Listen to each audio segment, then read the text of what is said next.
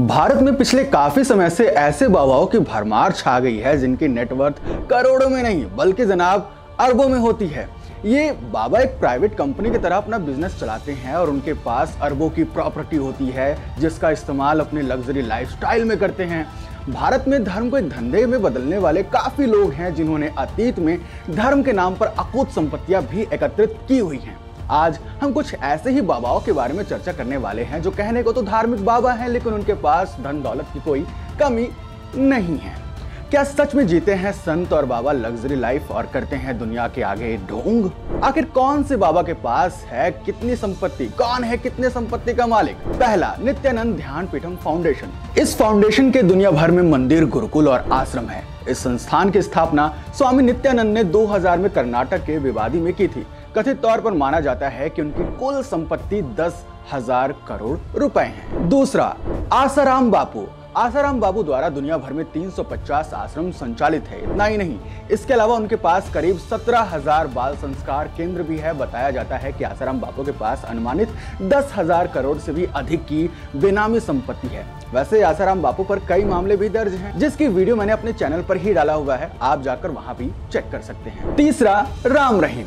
डेरा के बाबा राम रहीम भारत के सबसे धनिक आध्यात्मिक बाबाओं में से एक है। 1990 में उन्होंने उल्लेखित प्रभाव के साथ संगठन का नेतृत्व किया। बड़ी संख्या में हरिजन और दलित राम रहीम के पीछे पड़े रहे। हालांकि उनकी अनुमानित कुल संपत्ति लगभग 1455 करोड़ रुपए है। डेरा सच्चा सौदा के नाम पर राम रहीम ने I am the love charger जैसे गाने में भी काम किया हुआ है और खुद की ही बनाई फिल्मों में भी काम किया हुआ है। वैसे उन पर फॉलोअर्स को जबरन नपुंसक बनाने और रेप करने का भी आरोप लगा हुआ है।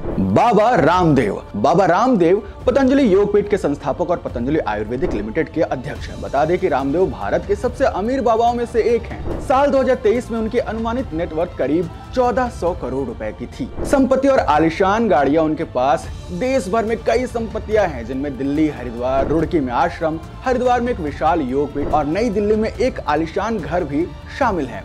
उनके पास लग्जरी गाड़ियों का भी एक बड़ा सा कलेक्शन है जिसमें रोल्स रॉयल्स, बेंटले, मर्सिडीज ये सब शामिल है। उनकी लग्जरी लाइफस्टाइल जिसमें विदेशी यात्राएं, महंगे कपड़े भी शामिल हैं, अक्सर आलोचना का विषय भी रहा है। आलोचकों का तर्क है कि यह उनके योगी और आध्यात्मिक गुरु के रूप में छवि के बिल्कुल विपरीत है। सदगुरु जग्गी वासुदेव। जग्गी वासुदेव जाने माने एक योग गुरु माने जाते हैं और ऐसा फाउंडेशन के संस्थापक भी हैं। आध्यात्मिक जगह में उन्हें काफी ज्यादा मान्यता प्राप्त है लेकिन उनके पास भी विवादों की कमी नहीं है। नेटवर्थ और संपत्ति की बात करें तो कोई आधिकारिक जानकारी नहीं है लेकिन अनुमानों के अनुसार इनकी कुल संपत्ति 10,000 करोड़ रुपए के करीब बताई जाती है। वैसे सदगुरु भी कई विवादों से घिरे हुए हैं, जिनमें कुछ विवाद हैं उन पर पर्यावरण कार्यक्रम के लिए धन का गलत तौर पर इस्तेमाल करना, और इतना ही नहीं बल्कि उनके बयानों को भी लेकर ये हमेशा विवादों में घिरे रहते हैं। वो महंगी गाड़ियों में भी घूमते हैं लेकिन उनका कहना है कि ये सब जीवन का एक साधन है, उनका लक्ष्य नहीं। Shri Shri Ravishankar art of living के संस्थापक दुनिया के एक प्रसिद्ध आध्यात्मिक गुरु में से एक हैं। उनके अनुयायियों की संख्या लाखों में है।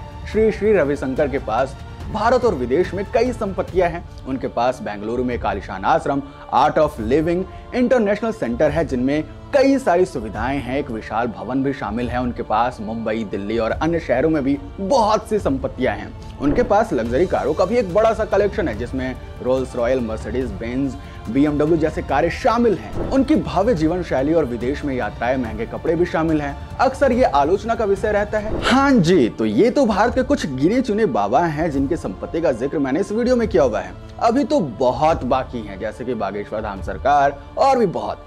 अगर आप जानना चाहते हैं कि इनकी संपत्ति कितनी है तो इस वीडियो को पहले तो लाइक करिए और हमें सब्सक्राइब कर लीजिए। मिलते हैं आपसे अगले वीडियो में।